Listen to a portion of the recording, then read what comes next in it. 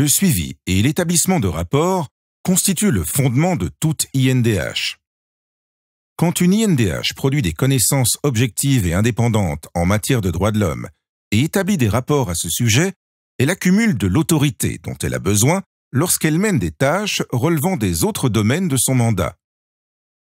Le suivi et l'établissement de rapports sont comme les deux faces d'une même pièce. Ils sont différents, mais en même temps étroitement liés. Lorsque vous collectez des informations et des données, celles-ci peuvent alimenter des rapports pour les organes internationaux, régionaux et nationaux. Cela se fait en recyclant et en adaptant le suivi de l'INDH et en l'utilisant pour élaborer et soumettre des rapports. Dans l'établissement de rapports au niveau international, les rapports des INDH sont complémentaires ou parallèles à ceux des gouvernements. Les rapports parallèles apportent aux organes internationaux et régionaux des droits de l'homme des informations précieuses sur la situation des droits de l'homme dans votre pays. Les organes internationaux et régionaux accueillent favorablement les rapports des INDH et les prennent en compte pour décider des conclusions et des recommandations au moment de l'examen de votre État.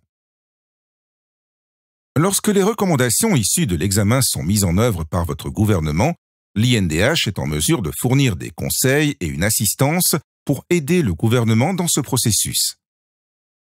En tant qu'INDH, votre suivi vous permet non seulement de disposer de bonnes connaissances sur la situation des droits de l'homme dans votre pays, mais il montre également votre connaissance des normes et des mécanismes internationaux et régionaux en matière de droits de l'homme.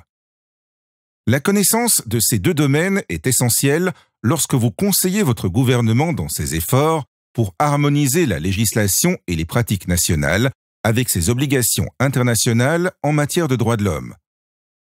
Le gouvernement peut avoir besoin d'aide pour combler les lacunes et vous devez être à même de l'assister, par exemple avec des recommandations spécifiques, mesurables, précises, réalistes et définies dans le temps, qui, une fois mises en œuvre, conduiront à une meilleure réalisation des droits de l'homme dans votre pays.